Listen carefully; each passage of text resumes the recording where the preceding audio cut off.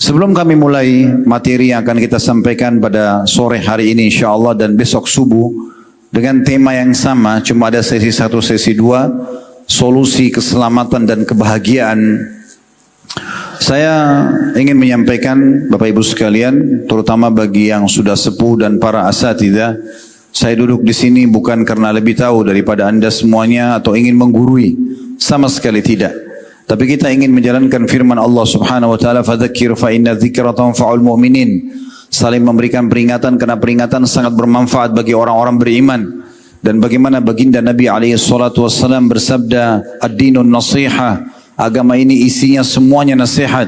Dan bagaimana para sahabat Nabi ridwanullahi alaihim tidak pernah mereka berpisah setiap kali bertemu kecuali mereka sudah mengucapkan satu sama yang lain, ta'al nu'minu sa'ah. Ayo kita menambah keimanan kita walaupun sesaat.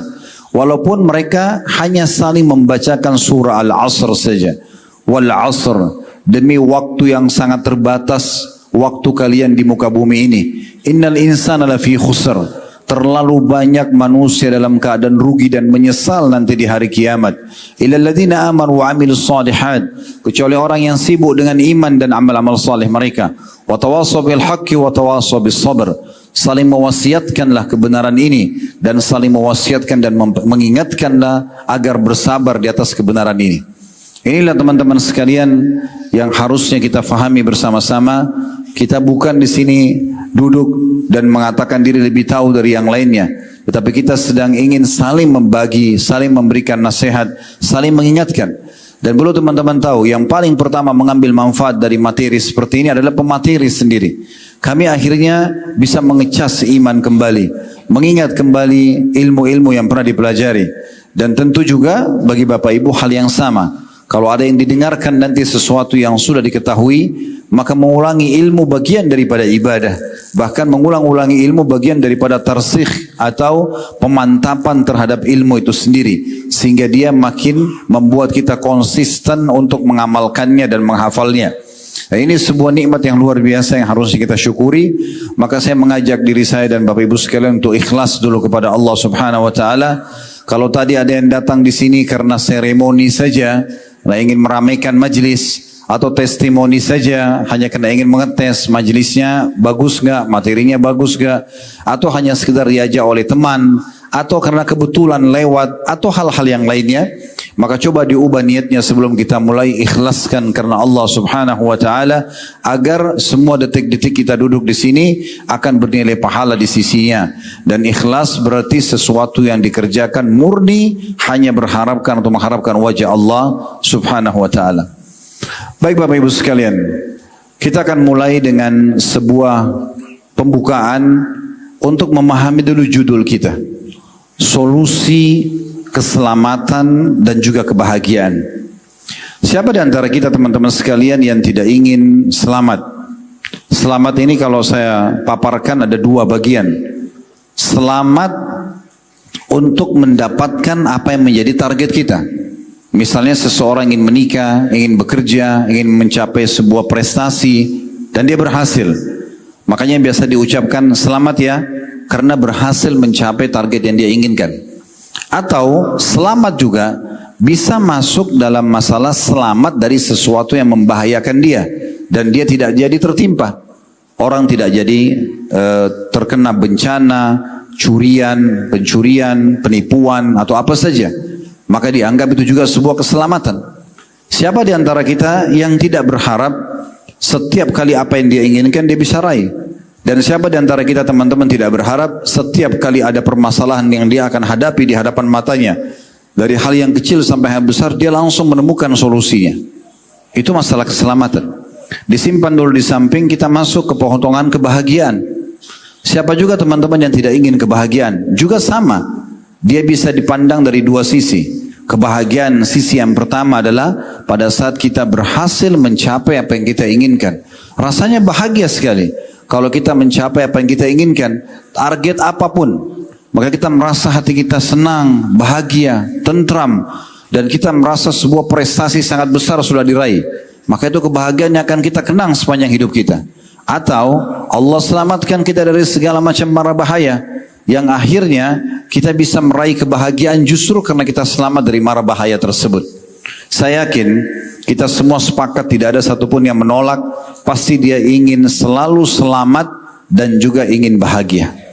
Mungkin teman-teman kalau saya sebutkan nanti bahwasanya jawaban dari tema kita ini hanya menyebutkan satu solusi dari keselamatan dan kebahagiaan, dan itu nama yang sangat mulia, maka mungkin akan ada di antara kita mengatakan, oh cuman itu.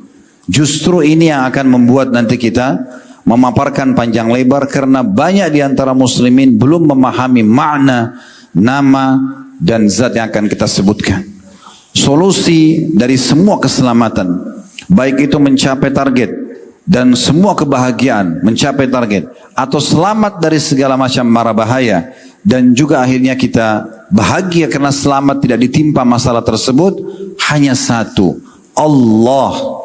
Allah, saudaraku. Mungkin Anda akan mengatakan tadi, oh cuman itu. Banyak orang muslim, dia tahu kalau ditanya Tuhanmu siapa, dia mengatakan Allah. Tetapi sayangnya dia belum memposisikan sang pencipta Allah ini di posisi yang sebenarnya. Sehingga dia belum menemukan solusi dari permasalahan dan kebahagiaan dia yang sebenarnya. Terbukti, bukan menurunkan kadar kedudukan dokter dan rumah sakit sama sekali.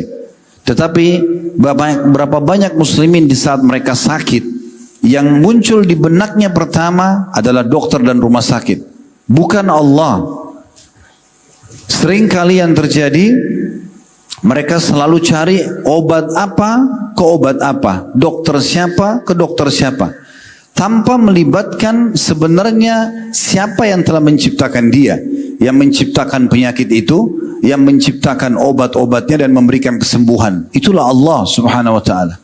Andai saja seorang muslim memahami ini, dia sebelum berobat ke dokter dan ke rumah sakit, dia dahulukan dulu dengan berdoa dan memohon kepada sang pencipta Allah subhanahu wa ta'ala agar memberikan kepada dia keselamatan dari penyakit tersebut sehingga mendatangkan kebahagiaan dia, maka dijamin 100% Allah akan jadikan obat-obat yang akan dikonsumsi, dokter yang akan diajak konsultasi benar-benar jadi solusi dari permasalahan kita. Makanya Allah subhanahu wa ta'ala memerintahkan kita dalam syariatnya berdoa dulu sebelum aktivitas.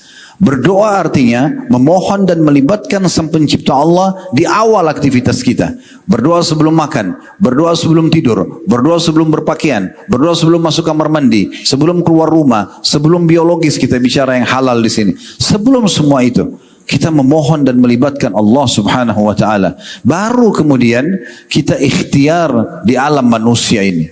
Poin ini sebenarnya akan kita angkat dalam 2 kali pertemuan kita. Bagaimana kita memunculkan dan membesarkan zat Allah subhanahu wa ta'ala dalam diri kita.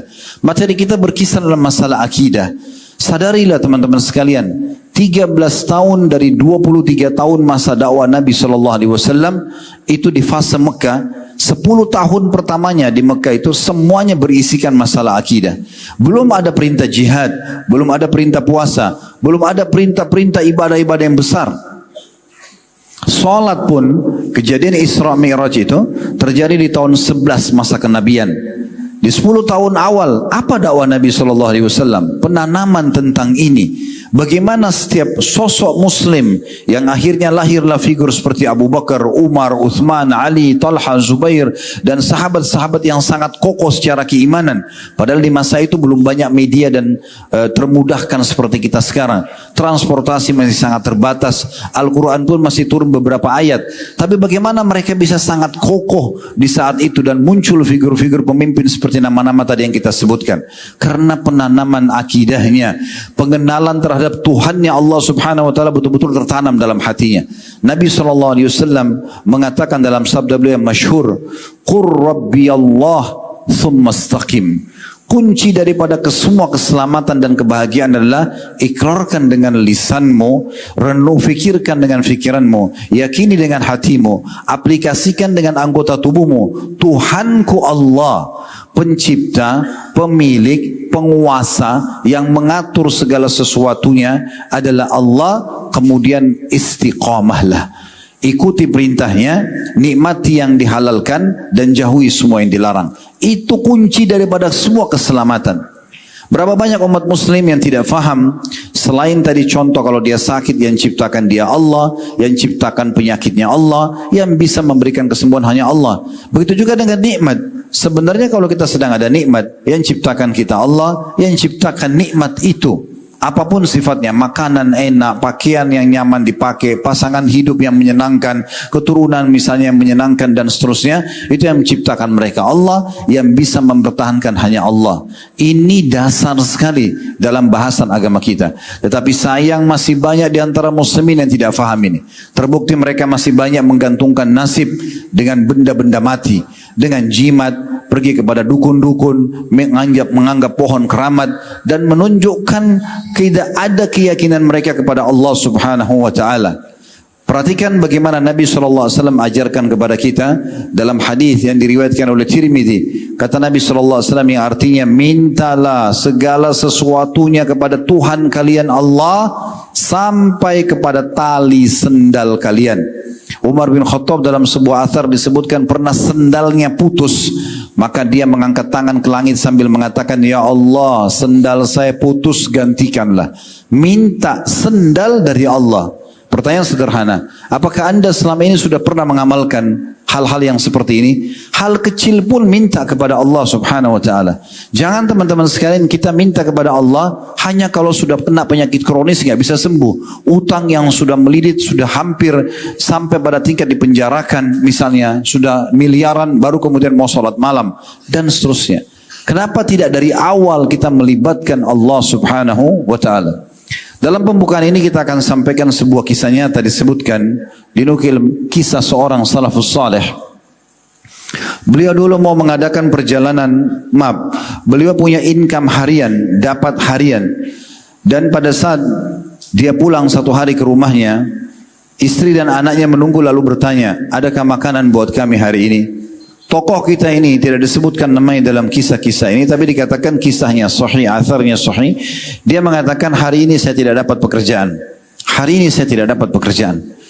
Maka saya tidak tahu harus dapat di mana lagi. Dan di masa itu, kalau sudah tiba maghrib, maka semua tempat-tempat sumber bekerja sudah tutup. Karena tidak ada penerangan lampu kayak kita sekarang. Akhirnya dia mengatakan pada istri dan anaknya, pada saat istrinya bilang, kami seharian belum makan. Dia bilang, saya istirahat sebentar, kemudian saya akan pergi. Saya akan pergi coba keluar mencari rezeki.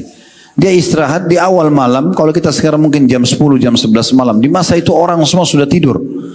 Maka dia pun keluar dari rumahnya sambil berdoa kepada Allah, ya Allah, saya tidak tahu harus kemana. Hari ini saya sama keluarga saya belum makan. Lalu kemudian pergilah dia keluar dan dia tidak tahu harus kemana. Dia lihat ada masjid dekat rumahnya. Di masa itu orang belum ada penerangan lampu kayak kita sekarang, orang pakai obor saja. Dia nyalain satu obor, dia wudu, kemudian dia sholat 2 rakaat, lalu dia merengek-rengek sama Tuhannya. Dia bermanja-manja sama Allah Subhanahu wa Ta'ala. Ya Allah, zat yang menciptakan alam semesta ini, zat pemberi rezeki, engkau yang telah menciptakan aku dan keluarga aku, dan engkau belum memberikan kami rezeki pada hari ini. Jangan biarkan kami menginap dalam kondisi kami kelaparan. Maka dia terus merengek. Dalam kisah ini disebutkan terjadi satu kejadian yang unik di malam itu. Raja yang berkuasa di wilayah itu mimpi buruk.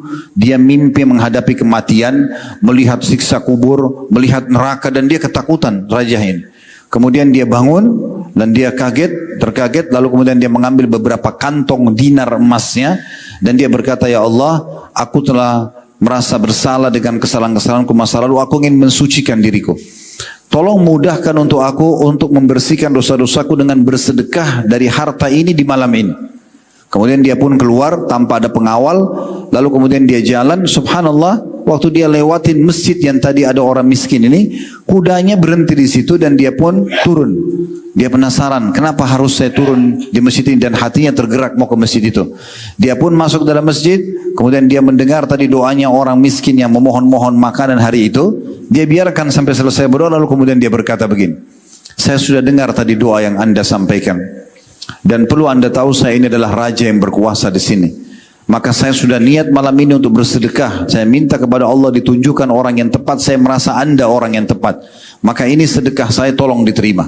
Dan perlu anda ketahui, karena Allah telah pertemukan kita di rumahnya ini, Mulai sekarang kalau Anda butuh apapun, datang kepada saya. Saya akan bukakan pintu di istana untuk bisa diterima. Orang miskin yang menjadi tokoh kita ini berkata sebuah kata-kata yang perlu diukir dengan ukiran emas.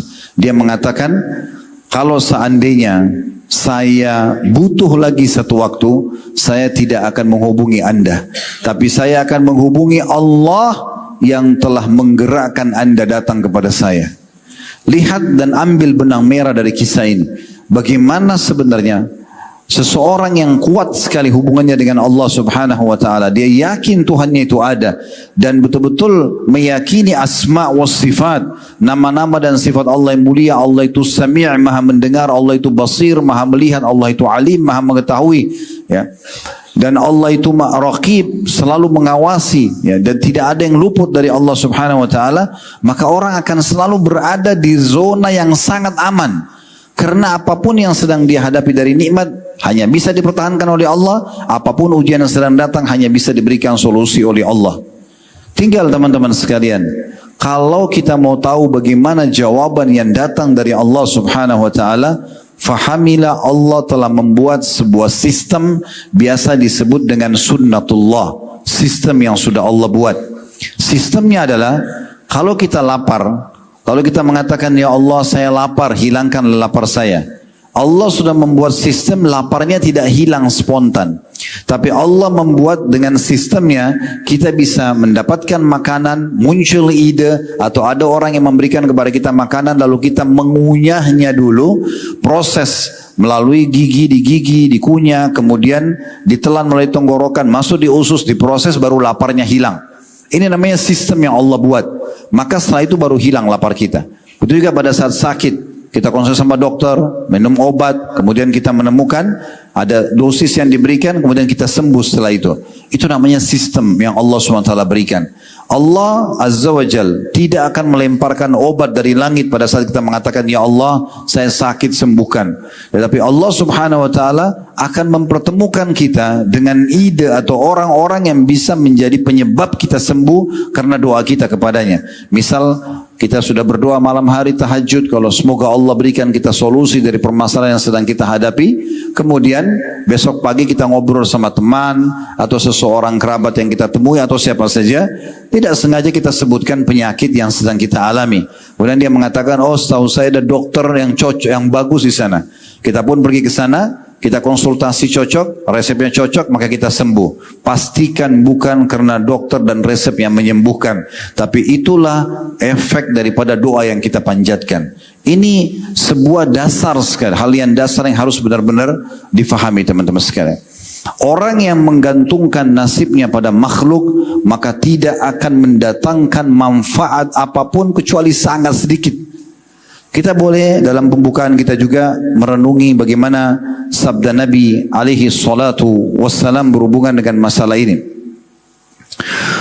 Beliau mengatakan dalam hadis yang masyhur diriwayatkan oleh Abu Daud dan Tirmidzi dengan sanad yang sahih dari hadis Abdullah bin Mas'ud radhiyallahu anhu.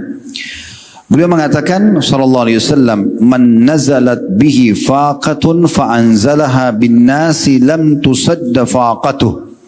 Siapapun yang tertimpa satu hal yang dia tidak sukai atau permasalahan yang sedang dia hadapi, lalu dia sodorkan itu kepada makhluk, kepada manusia, maka pastikan tidak akan memberikan kepada dia solusinya. Wa man nazalat bihi faqatun fa anzalaha billah. Dan siapa yang punya masalah lalu dia kembalikan langsung kepada Allah, fayushikullahu lahu birizkin ajilin au ajil. Maka pastikan Allah akan memberikan dia rezeki dan solusinya cepat ataupun lambat. Apapun yang kita butuhkan, Allah Subhanahu wa ta'ala siap memenuhinya. Dan dalam sebuah hadis qudsi yang mulia sekali, hadis ini dasar dalam masalah akidah. Sebuah hadis yang cukup panjang. Kita coba renungi kembali hadis ini. Saya yakin tidak asing, pernah kita dengar. Hadis yang masyhur dari hadis Abi Dzar Al-Ghifari radhiyallahu anhu.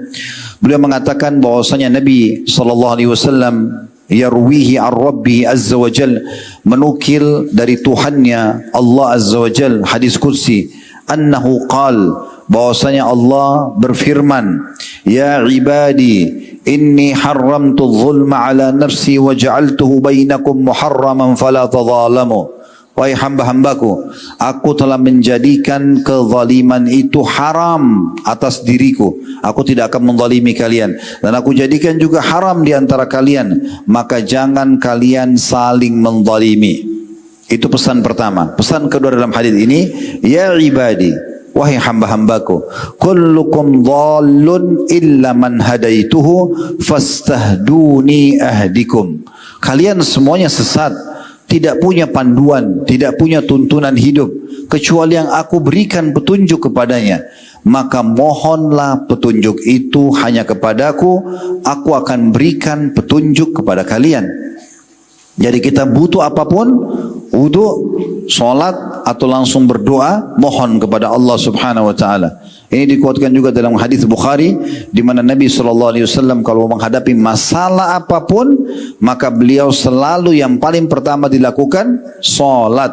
Beliau langsung kembali kepada Allah subhanahu wa ta'ala. Ini dinukil juga dari para sahabat, para tabi'in. Kalau teman-teman pernah dengar namanya Sufyan al-Thawri rahimahullah, seorang ulama tabi'in di Mekah, dia semasa dengan Atha bin Abi Rabah, murid langsungnya Abdullah bin Umar radhiyallahu anhu majma'in. Ini luar biasa. Beliau dikatakan kalau punya hajat apapun, walaupun kecil, beliau selalu langsung wudu, sholat dan sujud, tidak mengangkat kepalanya dari sujud kecuali sudah menuangkan semua hajatnya kepada Allah subhanahu wa ta'ala. Dan tidak pernah, sampai dikenal dengan beliau ini mustajab doa, tidak pernah doa yang dia panjatkan kepada Tuhannya ditolak oleh Allah subhanahu wa ta'ala. Minta petunjuk kepada Allah, apapun itu sifatnya. Sebelum minta saran dari manusia, minta dulu kepada Allah subhanahu wa ta'ala. Nanti Allah akan datangkan manusia-manusia yang menjadi perangkat dan penyebab kita mendapatkan jalan keluarnya. Pesan ketiga dalam hadis yang sama, ya ibadi, kullukum ja'i'un illa man at'amtu fastat'imuni at'imkum. Wahai hamba-hambaku, kalian semua lapar kecuali yang aku berikan makan. Maka mintalah makanan kepadaku, aku akan berikan makan kepada kalian. Makan pun kita minta kepada Allah SWT. Kenapa kita tidak jadikan ini sebagai sebuah ibadah? Di saat lapar, kita bukan langsung mengatakan pada manusia, saya lapar, tolong berikan saya makan. Tapi yang paling pertama, langsung ajukan permohonan ini kepada Allah. Ya Allah, aku lapar, berilah aku makan. Maka Allah akan mudahkan makanan datang, ya, dari sisi-sisi, dari tempat yang kita tidak ketahui. Ini semakna dengan firman Allah SWT, ya, Allah itu wa yarzuqhu min haitsu la yahtasib. Kalau memberikan rezeki kepada hambanya dari tempat tidak disangka-sangka. Makanan pun disuruh minta kepada Allah subhanahu wa ta'ala. Pesan selanjutnya yang keempat, ya ibadi, kullukum 'arin illa man kasautu fastaksuni aksukum. Wahai hamba-hambaku, kalian semua telanjang tanpa busana, kecuali yang aku berikan kepadanya pakaian. Maka mohonlah kepadaku pakaian, aku akan memberikan kalian pakaian itu. Berapa banyak orang yang mungkin berpikir, pakaian dari Allah, masa sih? Nah iya, semuanya dari Allah. Bahkan tidak mungkin berkedip satu kedipan mata kita, tidak mungkin bergerak ucapan kata-kata yang keluar dari kedua bibir kita, ya, kemudian tangan kita menjamah, kaki kita melangkah, dan seluruhnya ini kecuali diatur dan memang diciptakan oleh Allah subhanahu wa ta'ala. Bukankah kita manusia, teman-teman, hanya tahu tugasnya meminta dan menikmati? Coba renungi baik-baik. Kita ini hanya meminta dan menikmati. Contoh, kita lapar, kita cuma mengucapkan saya lapar. Allah subhanahu wa ta'ala mudahkan makanan buat dia. Dia cuma minta lapar, minta makanan. Kemudian setelah itu dia nikmati.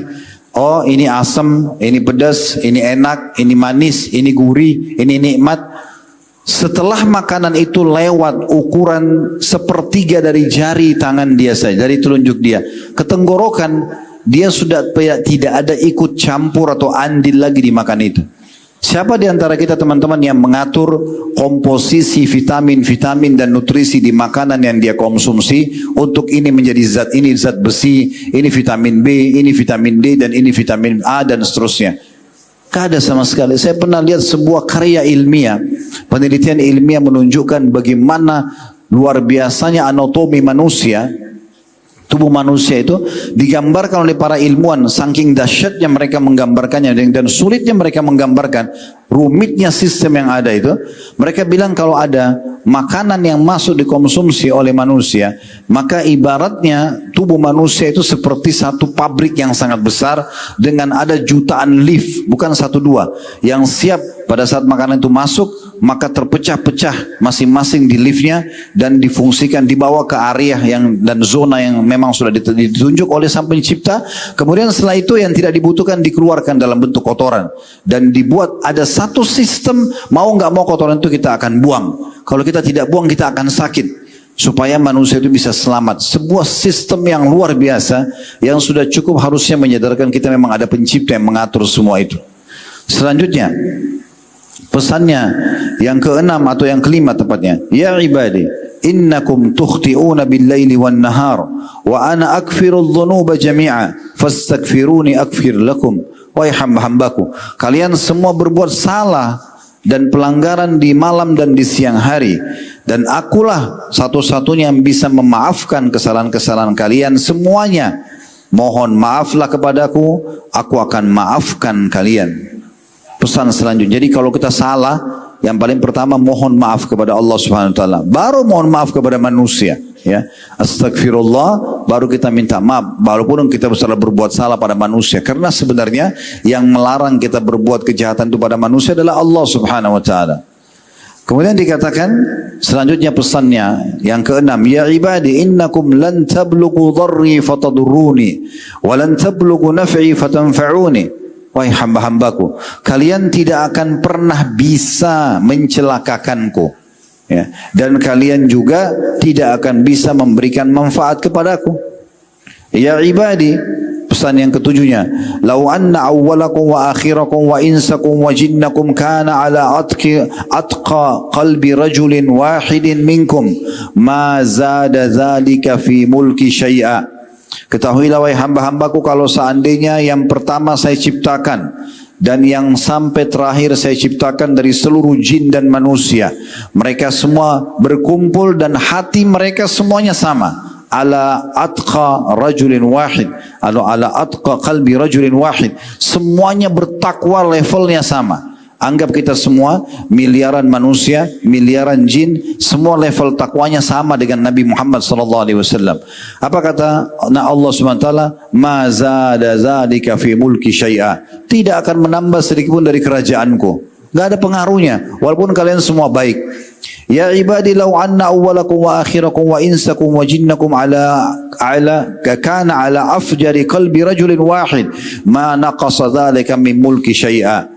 Kalau seandainya kalian semuanya, yang pertama aku ciptakan dan sampai yang akhir dari jin dan manusia, semuanya memiliki hati yang paling buruk, seperti hatinya Fir'aun misalnya, atau iblis, semuanya buruk, gitu. Maka itu juga tidak akan mengurangi sedikit pun dari kerajaanku. Ya ibadi, lau anna awwalakum wa akhirakum wa insakum wa jinnakum qamu fi sa'idin wahid. Ini pesan yang ke-8-nya. Wahai hamba-hambaku, kalau seandainya yang pertama aku ciptakan dari jin dan manusia, semuanya, sampai yang terakhir nanti aku ciptakan, semuanya berdiri di satu lapangan, satu tempat. Kemudian fasa'aluni fa'ataitu kulla insanin mas'alatah. Kemudian semuanya minta, apa saja masing-masing minta hajat yang terbaiknya, dan aku berikan semuanya. Semua manusia, semua jin, dari manusia pertama dan jin pertama sampai manusia dan jin yang terakhir, semua aku kasih urusan-urusan dan permintaan mereka. Lalu kata Allah SWT, ma naqasa dhalika mimma indi illa kama yanqusul mikhyatu idza udkhila al-bahr. Tidak akan mengurangi sedikit pun dari kerajaan dan kekayaanku, kecuali hanya seperti jarum yang dicelupkan di lautan lalu diangkat, maka tidak ada sedikit pun yang berkurang dari kekayaanku. Dan ini dikuatkan juga dengan lanjutan pesan ke-9-nya, ya ibadi innama hiya a'malukum uhsiha lakum uwaffiyakum iyyaha faman wajada khairan falyahmadillah waman wajada ghaira dzalika fala yalumanna illa nafsah. wahai hamba-hambaku, sesungguhnya apa yang aku perintahkan pada kalian, solat, puasa, bakti sama orang tua, bersedekah, haji dan umrah dan seterusnya. Itu adalah amal-amal yang aku berikan kepada, perintahkan pada kalian, dan aku akan kembalikan juga manfaatnya kepada kalian. Maka siapa yang mendapatkan kebaikan karena patuh kepadaku, maka dia harusnya memuji Allah dengan itu. Dan barang siapa yang mendapatkan selain itu, dia justru menolak untuk beriman kepada Allah, ya, dia berbakti pada Allah, menjalankan perintah, justru dia masuk dalam kemaksiatan, maka jangan dia salahkan kecuali dirinya sendiri. Hadis yang mulia ini diriwayatkan oleh Imam Muslim dan dinukil bahwasanya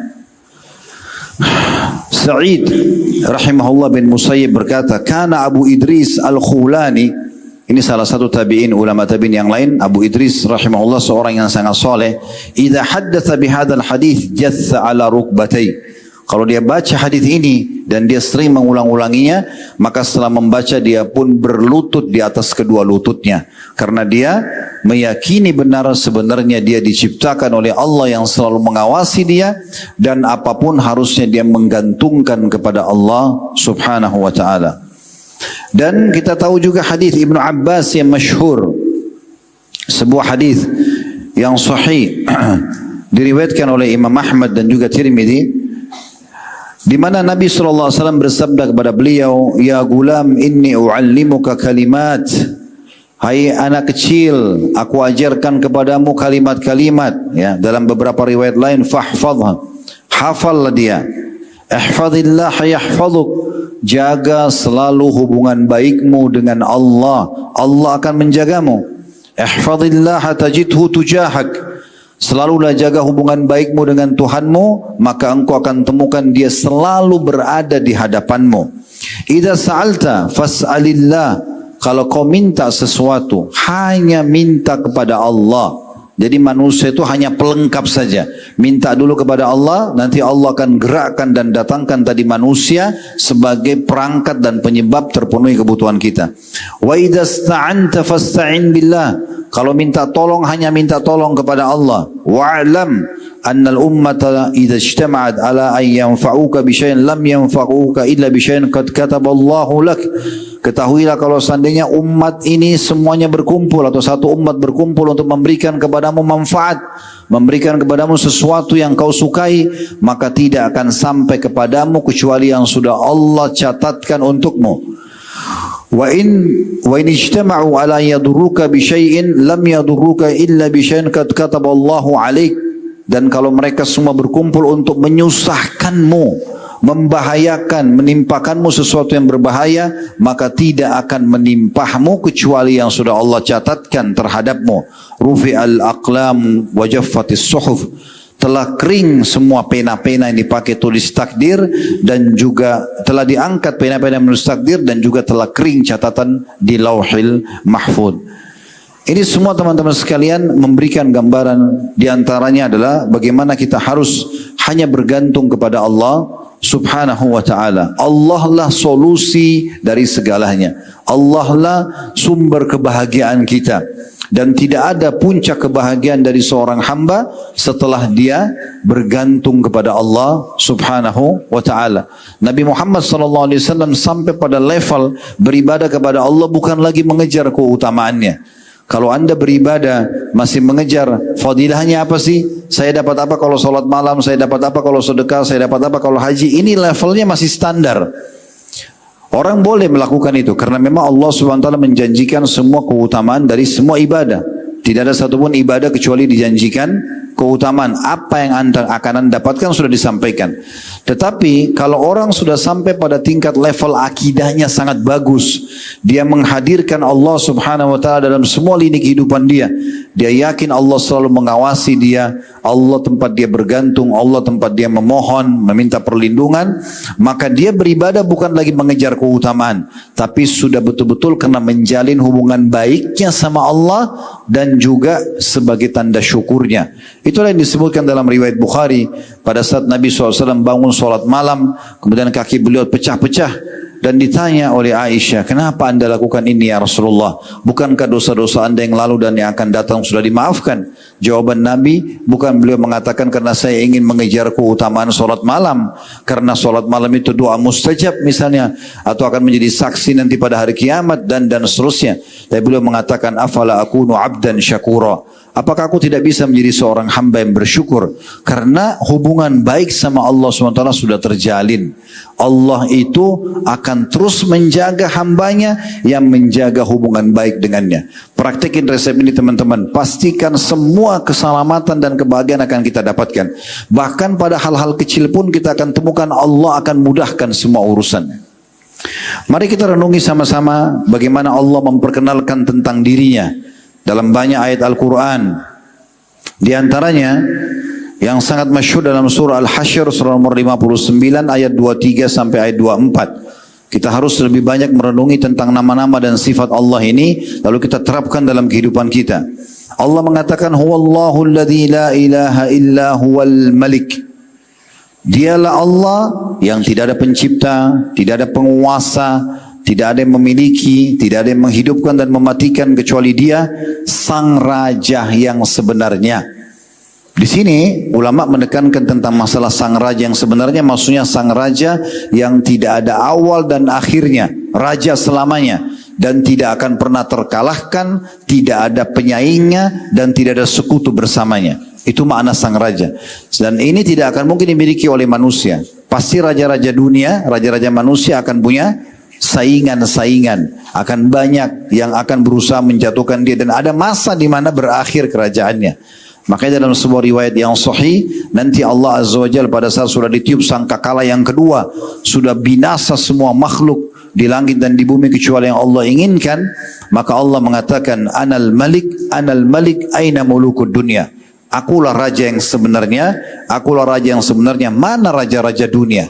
Mana raja-raja dunia? Ini perlu difahami. Berarti semua raja-raja dan pemimpin manusia itu hanya seperti kita. Kebetulan saja dia punya jabatan. Orang kalau faham ini, dia biasa saja. Dia memberikan hak pemimpinnya karena perintah sang pencipta Allah. Bukan karena takut pada pemimpin tersebut.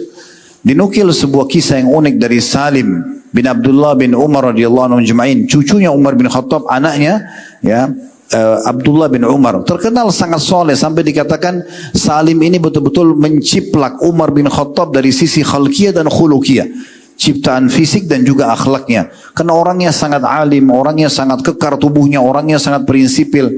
Satu waktu dia lagi berzikir kepada Allah Subhanahu wa taala di depan Ka'bah. Lewatlah khalifah yang berkuasa pada masa itu dan orang-orang pada menyebutkan kepada khalifah, wahai Amir Mukminin, di dekat Ka'bah ada Salim bin Abdullah bin Umar lagi berzikir. Maka kata khalifah, apa mau kami panggilkan untuk anda? Kata khalifahnya, jangan, saya yang ke sana. Raja pun datang kepadanya. Kemudian mulai mengucapkan salam. Dari waktu diucapkan salam, dalam kisah yang dikatakan Salim cuma menjawab salamnya saja. Dan Salim tahu ini adalah raja yang datang. Maka dia tetap melanjutkan zikir dan doanya. Lalu khalifah salam yang kedua kali. Salim cuma menjawab saja. Setelah itu kemudian khalifah terdiam. Salam yang ketiga juga begitu, tetap saja Salim menyampaikan dan terus melanjutkan zikir dan doanya kepada Allah. Akhirnya khalifah menunggu setelah 3 kali salam. Setelah selesai tanpa merasa ada beban sama sekali, Salim pun balik kepada raja sambil mengatakan, ada apa wahai Amir Mukminin? Ada yang bisa saya bantu? Maka kata raja pada masa itu, wahai Salim, saya tadi diinformasikan bahwasanya kamu sedang ada di sini dan ini kena di depan rumah Allah. Saya ingin memenuhi hajat-hajatmu. Apa kira-kira hajat-hajatmu ya yang bisa saya berikan, saya penuhi. Maka kata Salim, tidak ada hajatku kecuali aku masuk ke surga dan selamat dari neraka. Maka kata raja pada saat itu bukan di tanganku. Kata Salim, kalau begitu saya tidak punya hajat yang lain. Dan jazakallahu khairan. Lalu Salim meninggalkan sang raja tersebut dengan terus menunjukkan zikir dan ibadahnya kepada Allah Subhanahu wa taala. Ini pemahaman bukan menganggap remeh pemimpin manusia, bukan. Tetapi bagaimana tertanam dalam hati figur Salim ini keberadaan sang pencipta dan raja yang sebenarnya, Allah Subhanahu wa taala. Lalu Allah lanjutkan mengatakan, dia juga Al-Quddus, yang maha suci.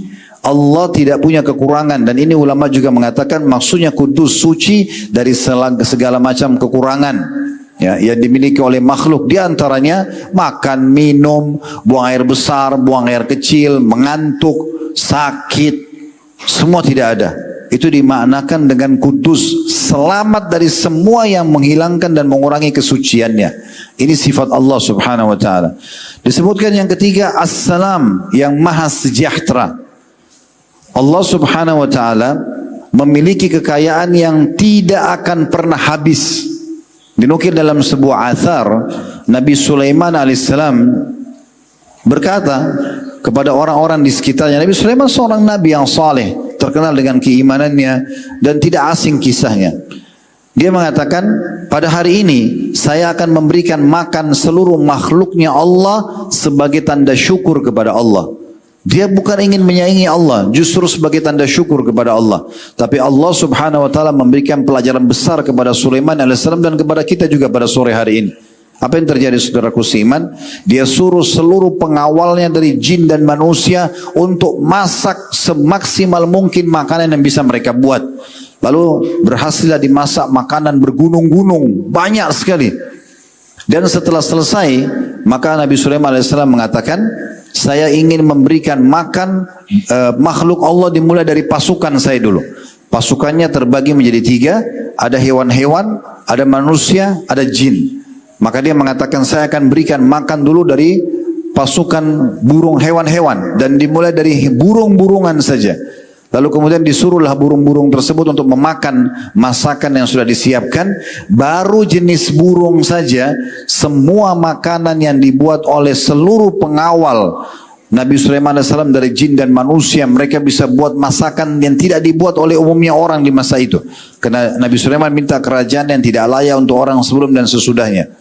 Maka sudah habis semua makanan tersebut, dihabiskan oleh burung-burung tadi, habis secara total. Maka Nabi Sulaiman AS mengatakan kepada para pengawalnya, masak lagi, buat masakan lebih banyak, sebab masih banyak yang belum makan. Semuanya angkat tangan mengatakan, kami sudah tidak bisa wahai Nabiullah, kemampuan kami maksimal hari ini begini.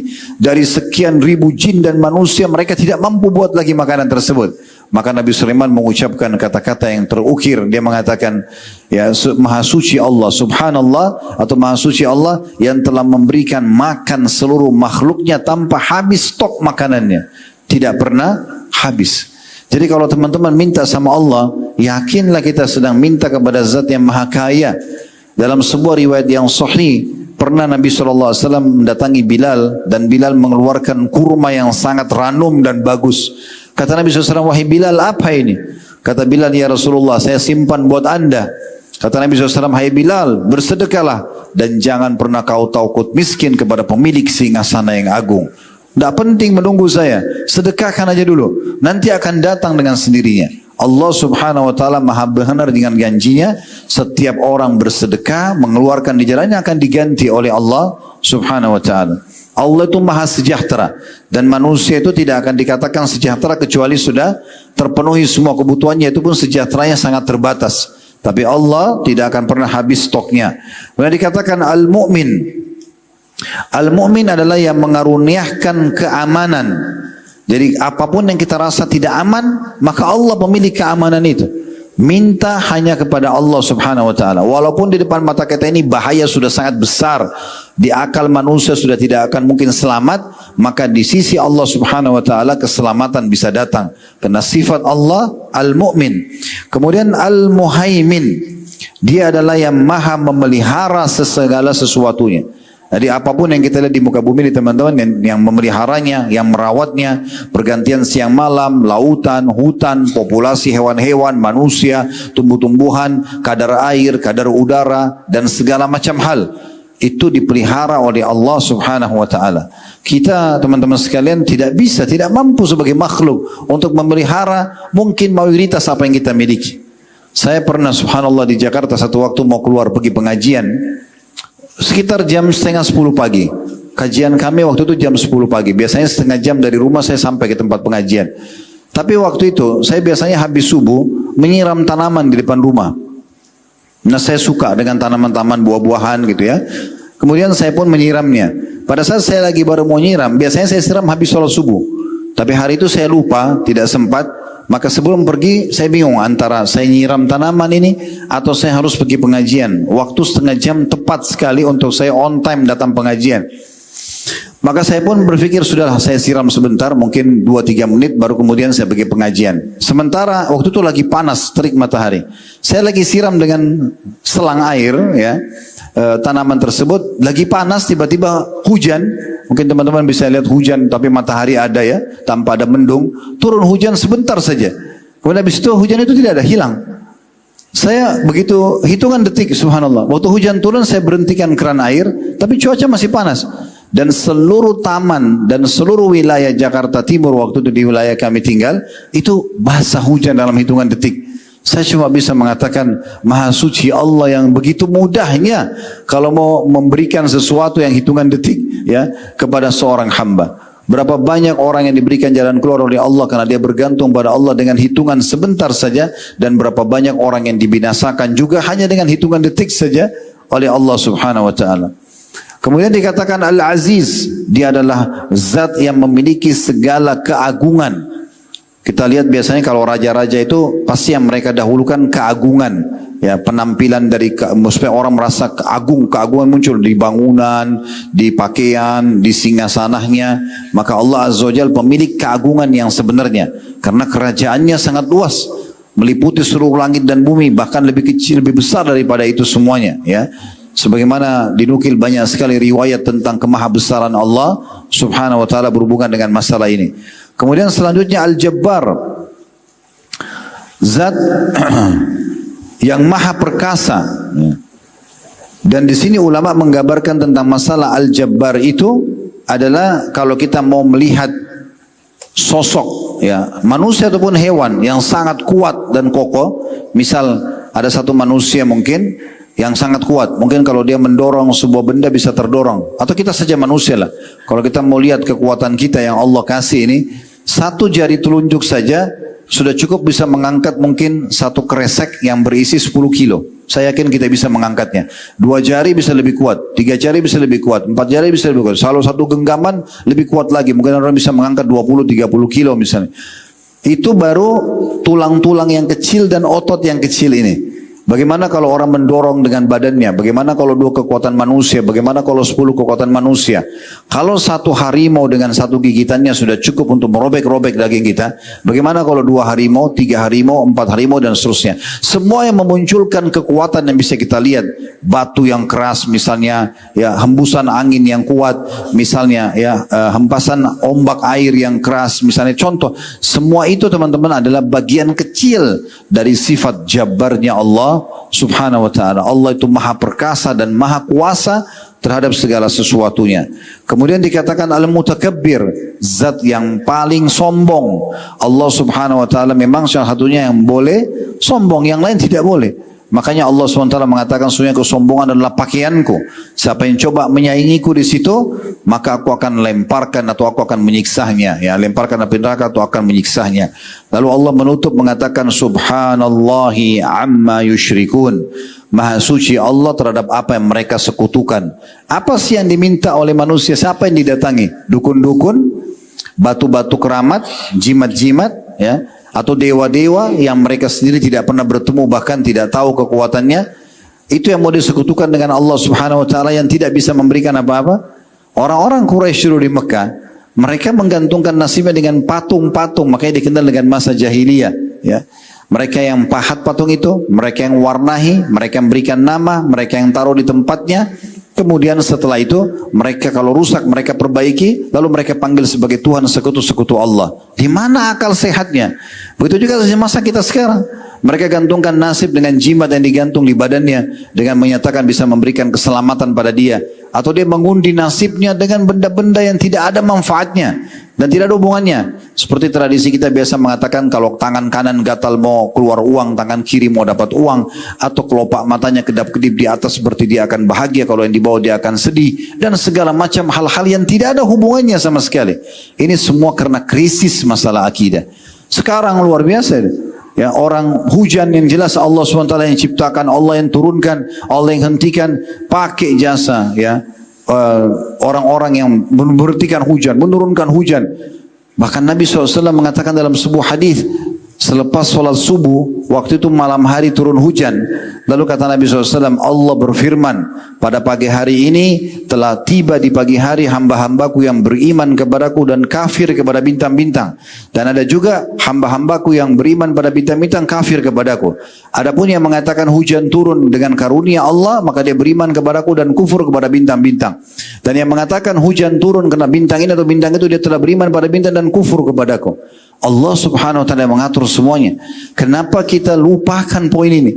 Terlebih lagi yang melakukannya adalah seorang muslim. Pergi minta kepada dukun hanya untuk membuat istri atau suaminya suka. Dan itu lintas alam. Allah buat jin itu tidak nampak, tidak usah ngobrol, nggak usah berteman, nggak usah menikah, selesai. Cukup kita imani keberadaan mereka. Tapi mereka sengaja bersemedi di sebuah gua, di sebuah lautan, di sebuah sungai, minta-minta pada makhluk ini yang tidak ada kekuatannya kecuali dengan izin Allah Subhanahu wa taala. Perlu teman-teman garis bawahi, 124.000 nabi, diantaranya 313 rasul, semua dari manusia. Tidak ada satupun dari jin. Manusia itu dimuliakan, lebih mulia oleh Allah SWT daripada para jin tersebut. Tapi kenapa di antara kita masih ada orang yang lintas alam minta-minta sama jin hanya untuk membuat pasangannya suka, hanya untuk membuat laris dagangannya, hanya untuk menyembuhkan penyakitnya, hanya untuk menambah misalnya ketampanan atau kecantikannya. Padahal kita punya alam manusia. Kita cukup membuat sesuatu yang baik secara manusiawi, tatapan mata yang syahdu, ucapan mata yang santun, pengorbanan, loyalitas kepada pasangan. Kita sudah cukup membuat mereka akan dekat, suka dengan kita. Kenapa harus melakukan semua ini? Padahal ini adalah perbuatan yang menjauhkan kita dari tauhid kepada Allah Subhanahu wa ta'ala. Itu ayat 23. Ayat 24-nya, Huwallahul Khaliq. Dialah Allah pencipta yang sebenarnya. Jadi pencipta itu dari tidak ada menjadi ada. Apapun teman-teman yang kita bisa lihat, tidak lihat, ini diciptakan oleh Allah Subhanahu wa ta'ala. Kemudian dikatakan Al-Bari'. Al-Bari' itu yang betul-betul dia mengadakan tetapi dalam kondisi sempurna, ya. Orang-orang Arab itu menyebutkan kalau orang itu mengerjakan satu perbuatan dan dia menguasainya sehingga indah nampak, dikatakan orang ini bari, gitu. Orang ini betul-betul dia menguasain. Kita tidak samakan Allah dengan makhluknya. Allah itu betul-betul mengadakan dengan kesempurnaan. Ya, contoh misalnya kita melihat sosok orang yang sangat tampan, orang-orang yang sangat cantik, atau pemandangan yang indah, atau warna yang indah. Semua itu misalnya kita lihat jenis-jenis hewan, ya, warna di kulit harimau atau di ikan atau di apa, itu menunjukkan tanda kesempurnaan Allah SWT. Itu disebutkan dengan Al-Bari'. Kemudian ada Al-Musawwir, dialah yang membentuk rupa. Allah yang menyusun alis kita sampai seperti ini, mata seperti ini, hidung seperti ini, bibir seperti ini, dan dengan kesempurnaan Allah SWT yang melukisnya, ya, yang membuat seperti ini. Dan subhanallah, saya pernah lihat penelitian ilmiah bagaimana antara satu kelopak mata atau bola mata manusia dengan mata sebelahnya itu jaraknya sama, seimbang. Dan bagaimana kalau ini sedikit saja meleset dari garis yang harusnya normalnya, maka dia akan juling atau tidak bisa melihat dengan normal. Atau misalnya terjadi geseran-geseran yang bukan pada tempat yang sudah ditentukan, maka mungkin akan kacau semuanya ciptaan yang ada di badan dia. Lalu Allah SWT mengatakan lahul asma'ul husna, dia memiliki nama-nama yang mulia, yusabbihu lahu ma fis samawati wal ard, semua yang di langit dan bumi bertasbih kepadanya, wa huwal azizul hakim, dan dialah zat yang maha mulia dan juga maha bijaksana. Saudaraku seiman, kita akan coba hubungkan ini dengan firman Allah SWT yang lain. Baru setelah itu kita akan coba masuk ke contoh-contoh orang-orang saleh, ya, sebagai penutup nanti dalam tema kita di sesi pertama ini. Renungi baik-baik, semua yang teman-teman gantungkan nasibnya kepada selain Allah itu sangat lemah. Bahkan mereka sendiri tidak bisa menyelamatkan diri mereka sendiri. Allah kekalkan dalam surah Al-Hajj, surah nomor 22, ayat 73 dan 74. Ya ayyuhan nasu duriba mathalun fassami'u lah. Wahai sekalian manusia, telah diberikan perumpamaan, maka renungi baik-baik. dengarkan baik-baik. Innal ladzina tad'una min dunillahi la yakhluqu dzubaban walau ijtama'u lah. Sesungguhnya semua yang kalian seru kepada selain Allah, seru selain Allah itu tidak akan pernah bisa menciptakan seekor lalat pun, walaupun mereka berkumpul untuk menciptakannya. Wa iyaslubhumudz dzubabu syai'an la yastanqidhuhu min. Dan kalau seandainya lalat itu mencuri sesuatu dari mereka, misalnya kita punya segelas susu, lalat datang mengambil setetes saja lalu terbang, maka mereka tidak akan mampu mengambilnya kembali. Da'ufat talibu wal matlub, sungguh sangat lemah orang yang disembah dan juga orang yang menyembah itu. Lalu Allah mengatakan, ma qadarullah haqqa qadri, sayangnya mereka tidak menyembah Allah dengan sebenar-benarnya. Innallaha laqawiyyun aziz, Allah itu maha perkasa lagi maha mulia. Dari ayat-ayat ini teman-teman sekalian, kita bisa lihat bagaimana Allah subhanahu wa ta'ala memperkenalkan dirinya kepada kita, dan bagaimana orang kalau kembali kepada Tuhannya dengan penuh keyakinan apapun yang dia rasakan dari nikmat yang ciptakan dia Allah, nikmat itu yang ciptakan juga Allah, yang bisa perangkan hanya Allah. Kalau ada ujian yang ciptakan dia Allah, ujian itu yang ciptakan juga Allah, yang berikan solusi hanya Allah saja, maka kita akan temukan kehidupan orang ini akan selalu berada di keselamatan dan kebahagiaan. Coba kita renungi teman-teman sekalian bagaimana para salafus salih sebagai penutup dalam bahasan kita, mereka coba mengaplikasikan dalam kehidupan mereka hubungan baik mereka dengan Allah subhanahu wa ta'ala. Kita akan coba teman-teman sekalian kisah Muhammad bin Sirin rahimahullah. Seorang ulama tabi'in ini sangat terkenal sekali dengan kesolehannya. Kisah ini pernah kami sampaikan dalam pengajian kami yang lain, tapi saya selalu terinspirasi dengan kisah ini, maka saya suka sekali mengulang-ulanginya. Karena memang kisah ini sederhana, tetapi sangat mengena berhubungan dengan bagaimana seorang hamba kalau sudah mengenal Tuhannya. Muhammad bin Sirin tinggal di Irak, teman-teman sekalian, dan beliau sangat terkenal, tentunya salah satu ulama yang masyhur, dan beliau terkenal dengan ta'wil mimpinya. Tapi kita tidak bicara masalah ta'wil mimpinya. Intinya Muhammad bin Sirin ini, kalau kayak kita sekarang mungkin MUI, ya Majelis Ulama Indonesia, tapi dulu tidak ada majelis. Dia sendiri individu, kalau dia sedang melakukan satu perbuatan, orang selalu contohin, ya. Atau mungkin kita anggap seorang ulama yang karismatik, ya, kalau ada yang dibuat, maka orang pikir itu pasti benar, dicontohin lah. Seperti itu kurang lebih. Satu waktu Muhammad bin Sirin ini beli kios di pasar di Irak dengan tujuan teman-teman sekalian untuk berdagang, karena beliau memang seorang pedagang. Maka beliau beli kios di situ. Begitu orang-orang di Irak mendengar Muhammad bin Sirin beli kios di situ, mereka beli juga rame-rame kios di situ, karena mereka tahu ada Muhammad bin Sirin di situ, karena mereka ingin dekat dengan dia. Maka pada saat itu Bapak Ibu sekalian, orang-orang pada beli semuanya, dan apapun yang Muhammad bin Sirin beli, dari makanan, dari barang dagangan, pasti orang pasar beli. Dan hampir disepakati oleh mereka di saat itu, kalau Muhammad bin Sirin sudah beli, mereka pasti datang ke Muhammad bin Sirin untuk beli. Mereka tidak beli dari, kalau kita sekarang mungkin langsung pabriknya atau vendornya, ya. Mereka beli tetap dari Muhammad bin Sirin. Satu waktu teman-teman sekalian disebutkan dalam sebuah kisah, ya, ada dua buah kisah terjadi dalam hidup beliau yang saya akan nukil. Yang pertama adalah ada satu orang datang membawa keju dari negeri Persia, dan keju ini sangat banyak. Jadi orang masa dulu itu menggunakan transportasi unta, dan unta di punggungnya ditaruh lagi sebuah wadah yang bisa memikul di kiri kanan perutnya, itu benda-benda yang berat, ya, seperti itu kurang lebih. Maka dibawalah keju yang begitu banyak ke pasar ini. Lalu si pedagang ini tahu Muhammad bin Sirin inti daripada pasar ini. Kalau dia beli, semua orang beli. Maka dia mengatakan, wahai Muhammad bin Sirin, ini keju baru saya bawa, masih fresh. Ini modal saya, dia sampaikan, ini modal saya. Saya akan jual kepada Anda dengan harga begini, disebutkan harganya. Anda bisa jual di pasar dengan harga begini, disebutkan harga yang nanti dia jual kepada para pedagang di pasar, karena kalau dia beli, orang pasar akan beli. Dan juga plus lagi, kalau mereka menjualnya bisa dengan harga begini, masih bisa konsumen beli. Jadi saking murahnya dia kasih harga keju itu, sampai dia bisa membagi 4 harga. Dia jual ke Muhammad bin Sirin harga, Muhammad bin Sirin bisa jual kepada pedagang pasar harga, orang pasar jual kepada konsumen juga harga, konsumen juga tidak merasa dirugikan dengan harga tersebut. Maka pertanyaan pertama Muhammad bin Sirin, kalau tidak salah dalam riwayat ini disebutkan Muhammad bin Sirin bisa untung sampai 40 ribuan dinar atau dirham, banyak sekali untungnya gitu. Tinggal dia beli saja, orang pasar akan beli sama dia.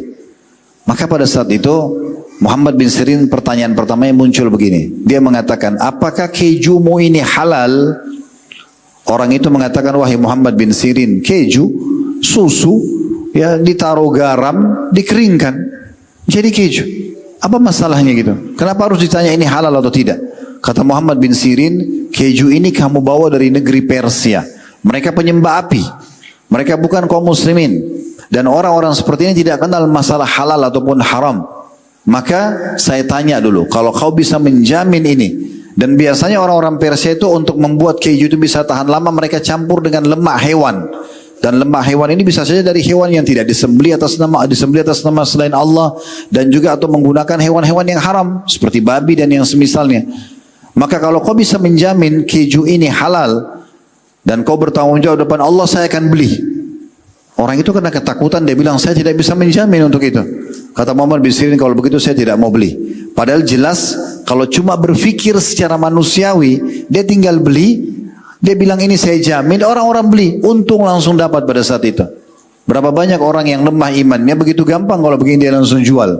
Muhammad bin Sirin tolak, walaupun untungnya 40 ribu dinar, banyak sekali. Keesokan harinya setelah ditolak itu tersebar berita Muhammad bin Sirin menolak transaksi keju karena dikhawatirkan dia tidak halal dan segala macam. Besok pagi ada orang datang ke toko Muhammad bin Sirin, lalu dia transaksi 2 dirham. Cuma ada benda kecil, kalau kita mungkin harga 20 ribu rupiah. Diambil sama orang ini, kemudian dia transaksi sama Muhammad bin Sirin, tapi karena dia lagi bertanya masalah agama, dia lupa, orang ini lupa kalau dia belum bayar barang 2 dirham itu. Maka waktu dia mau keluar, Muhammad bin Sirin mengatakan, wahai saudaraku, barang yang sedang kamu pegang itu belum kamu bayar, nilainya 2 dirham, bayarlah dulu. Orang itu tiba-tiba bilang, saya udah bayar. Kata Muhammad bin Sirin, kau belum bayar. Orang itu mengatakan, saya sudah bayar. Dia mungkin yakin sudah bayar, tapi Muhammad bin Sirin yakin belum bayar. Kata Muhammad bin Sirin, demi Allah kau belum membayarnya. Bayarlah 2 dirham atau letakkan barang itu. Waktu dia lagi, Muhammad bin Sirin dialog sama orang itu, orang-orang pasar semua pada ngumpul dan dengarin. Ini Muhammad bin Sirin ribut sama orang ini hanya 2 dirham, hanya karena 2 dirham. Dan kemarin Muhammad bin Sirin menolak 40 ribu dinar keuntungan. Ini luar biasa. Bagaimana memahaminya? Maka setelah orang itu pergi, karena dia malu, dia bayar 2 dirham lalu dia pergi. Orang-orang tanya, wahai Muhammad bin Sirin, tolong jelaskan kepada kami. Kemarin Anda menolak keuntungan 40 ribu hanya karena syubhat, khawatir itu adalah haram. Dan sekarang Anda bersumpah sama Allah mempertahankan 2 dirham. Bagaimana kami memahami ini?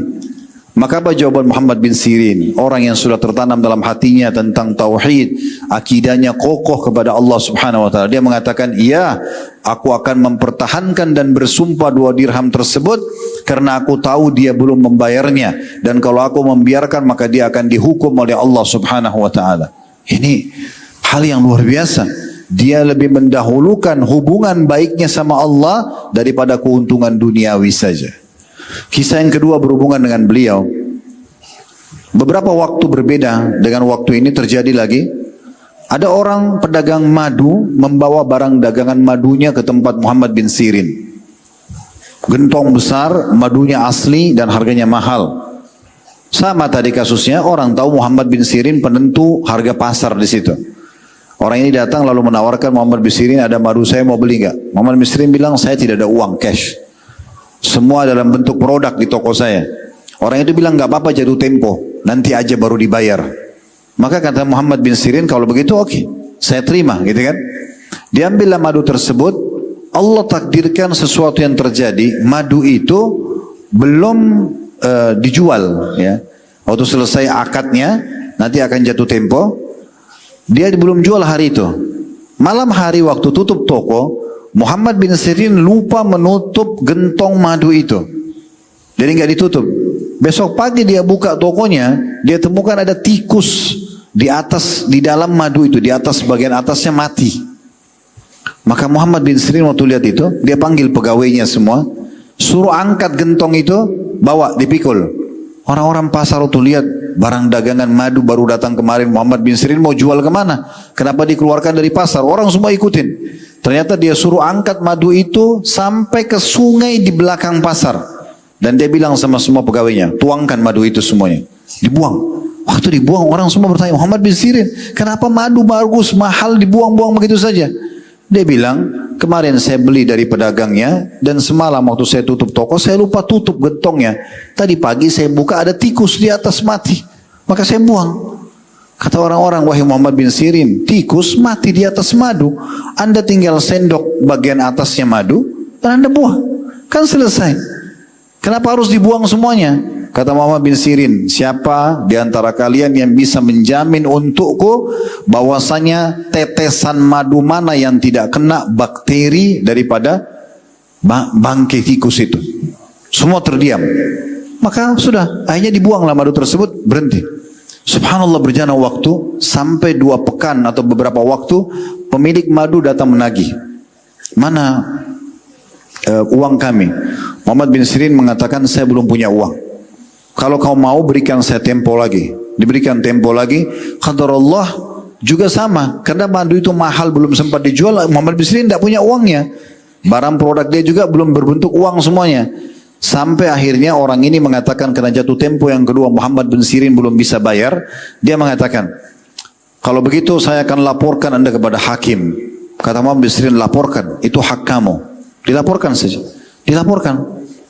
Waktu sampai ke pengadilan, hakimnya mengatakan di pengadilan, ditanya orang itu apa cerita kamu, diceritakanlah cerita dia, lalu ditanya Muhammad bin Sirin dengan polosnya mengatakan, orang ini benar, memang dia punya hak, tapi kisahnya begini, dia bilang dia memberikan kepada saya jatuh tempo, 2 minggu saya nggak bisa bayar, dikasih tempo yang kedua saya nggak bisa bayar, dan sekarang memang saya nggak bisa.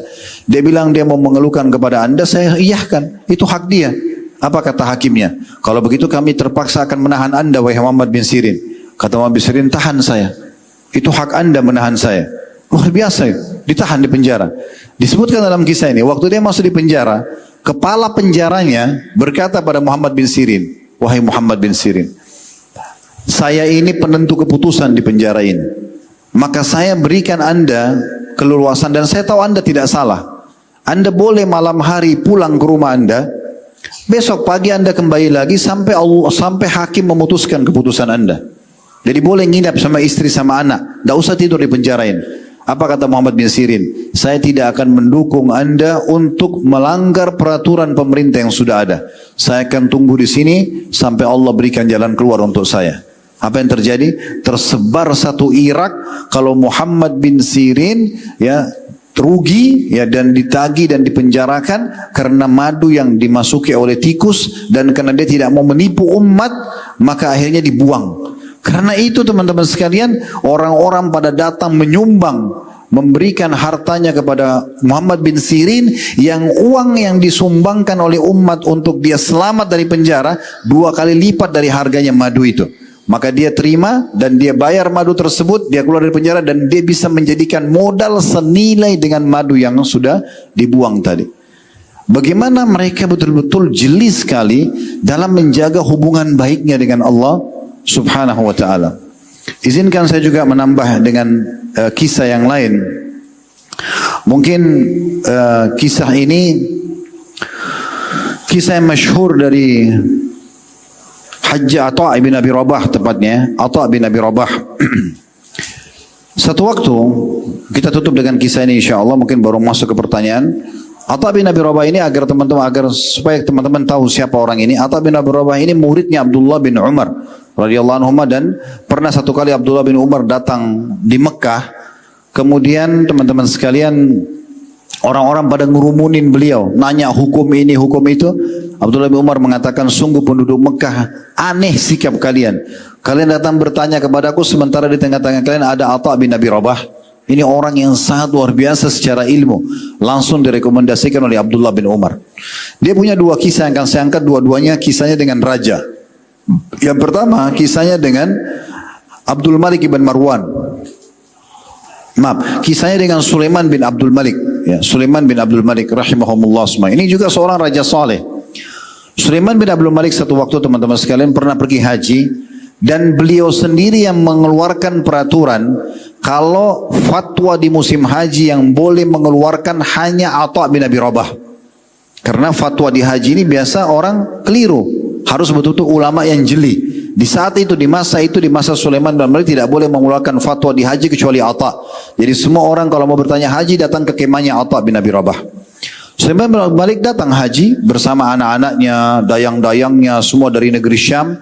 Tiba di Mekah, pas di Mina, lagi hari Tarwiyah tanggal 8 Zulhijjah, awal haji. Setelah duduk di kemah, kata Sulaiman, bagaimana dengan sahibikum? Maksudnya bagaimana dengan teman kalian? Maksudnya Atha bin Abi Rabah. Di mana dia? Kata pengawal-pengawalnya di kemahnya lagi menjawab fatwa-fatwa orang-orang itu. Apakah perlu kami panggil wahai Amir Mukminin? Kata Sulaiman, tidak usah, biar saya yang ke sana. Pergilah Sulaiman bin Abdul Malik menuju ke kemahnya Atha bin Abi Rabah. Begitu mendengar Harifah datang, Atha bin Abi Rabah menyambut dengan sangat ceria, dipeluk, salaman, apa kabar, segala macam, seperti orang bertemu dengan pemimpin yang dihormati. Lalu kemudian setelah duduk, kata Atha bin Abi Rabah begini, wahai Amir Mukminin, wahai pemimpin orang-orang beriman, itu julukan raja di masa itu. Apakah anda datang untuk menanyakan fatwa untuk anda pribadi atau fatwa pemerintahan? Kalau anda, kata Sulaiman, saya datang untuk fatwa saya pribadi, karena ada masalah-masalah haji yang saya ingin tanyakan. Apa kata Atha bin Abi Rabah? Suatu kata-kata yang luar biasa ini. Dia mengatakan, kalau anda datang untuk menanyakan fatwa pemerintahan, artinya maslahat umum, maka saya akan dahulukan anda. Tapi karena anda datang untuk menanyakan fatwa pribadi, maka saya minta kepada anda untuk keluar dari kemah dan antri bersama muslimin. Karena di tempat ini tidak ada bedanya antara raja sama masyarakat biasa.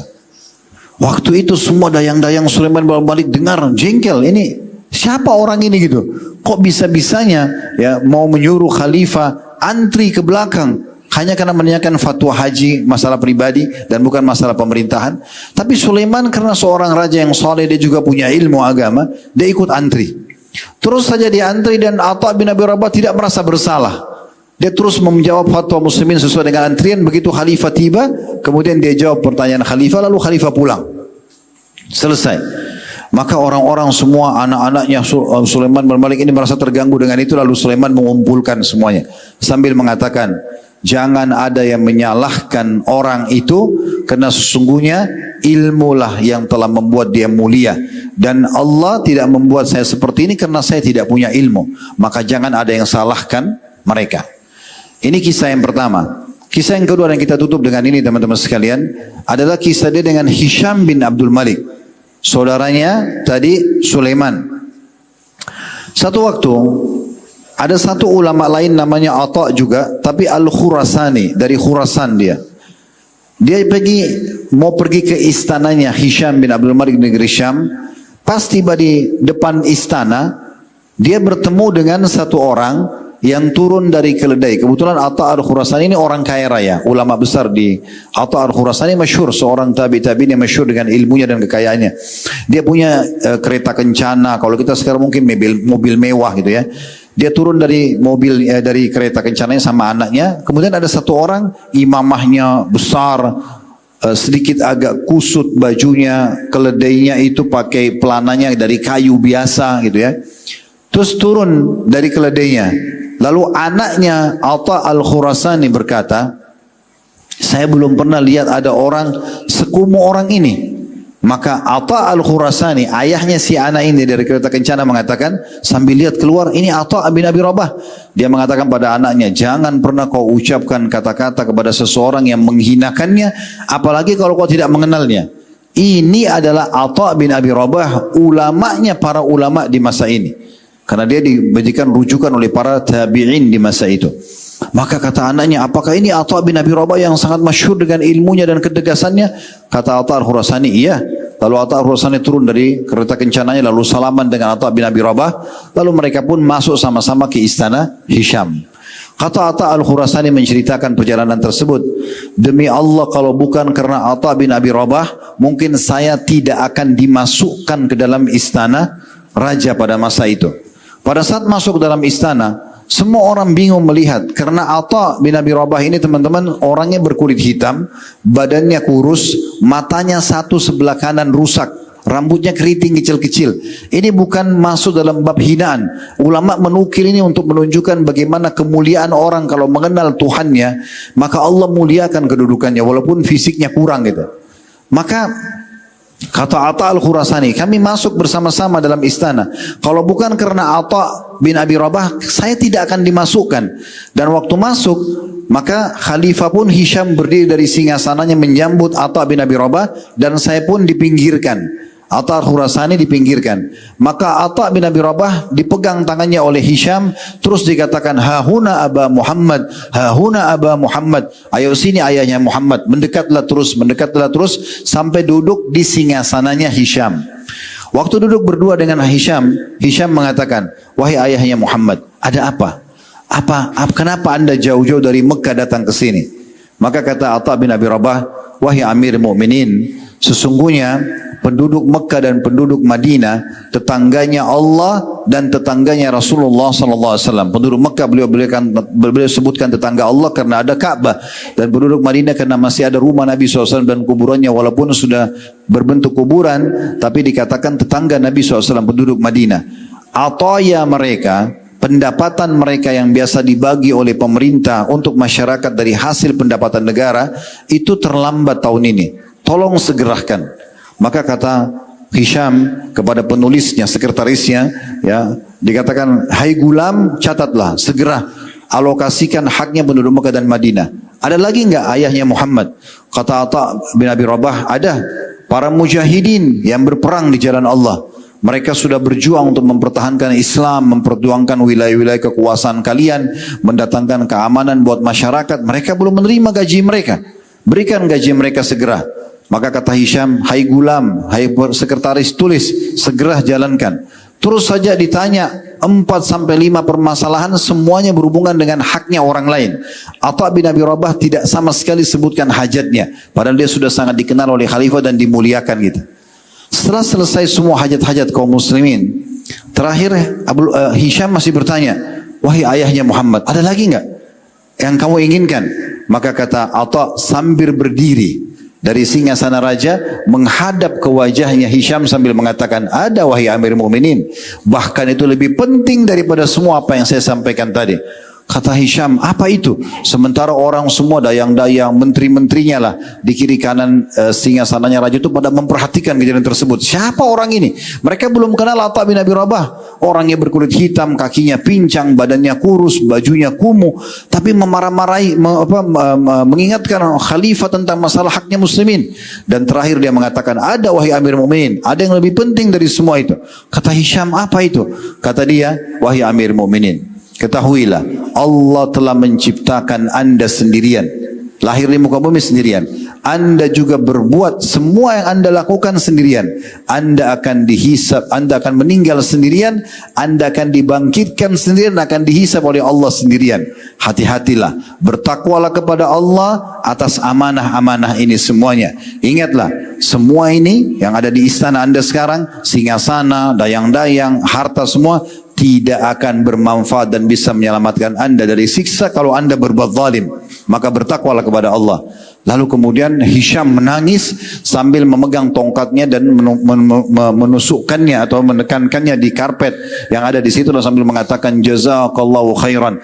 Atta bin Abi Rabah keluar, kata Atta Al-Khurasani yang menceritakan kisah, Atta bin Abi Rabah keluar dari istana Hisham tanpa minum seteguk air pun.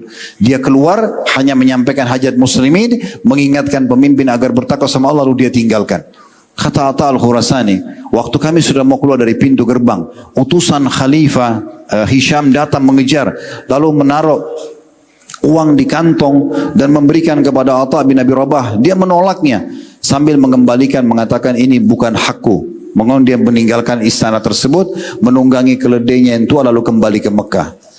Ini teman-teman sebagian kecil dari kisah orang-orang yang sudah sangat kokoh pengenalannya terhadap Allah Subhanahu wa taala. Bagi mereka Allah segalanya, Tuhan dia segalanya. Maka apapun yang dia harapkan, apa yang dia cemaskan, semuanya dia kembalikan kepada Allah Subhanahu wa ta'ala. Allahu a'lam. Baik, alhamdulillah teman-teman sekalian, sudah pukul 17:48, berlalu menit demi menit kita sudah coba membahas dan kembali ya mengecas lagi akidah kita, mengingatkan dari kita tentang besaran dan kedudukan Sang Pencipta Allah Subhanahu wa taala. Semoga Allah ikhlaskan niat dan Allah jadikan kita orang-orang yang selalu saja bergantung kepada Allah, selalu bermanja kepada Allah Subhanahu wa taala, dan selalu saja yakin bahwasanya Allah Subhanahu wa taala mampu mengerjakan apapun dia inginkan, sehingga semua solusi yang kita butuhkan untuk keselamatan dan kebahagiaan kita akan dipenuhi olehnya. Semoga semua yang hadir di sini dimaafkan dosa-dosanya, diangkat derajatnya, diterima seluruh amal-amal salehnya, dan juga sebagaimana Allah satukan kita di Tajris yang mulia ini, Allah satukan juga kita di surga firdausnya tanpa hisab. Dan kita selalu doakan agar negara kita terjaga ketentramannya, kedamaiannya, persatuan, kesatuan dan kemerdekaannya, dan Allah berikan petunjuk para pemimpin menjalankan tugas dan amanah dengan baik, dan menjadikan kita masyarakat yang gotong royong dengan pemerintah menjalankan program-program positif. Dan semoga Allah lunasi utang negara kita dengan semudah-mudahnya, dan siapapun yang menginginkan keburukan bagi negeri kita, bagi agama kita Islam, maka semoga Allah kembalikan tipu daya mereka kepada diri mereka sendiri. Dan kita doakan saudara-saudara kita dimanapun yang sedang tertindas, terutama di Palestina, secara khusus Gaza dan Rafah.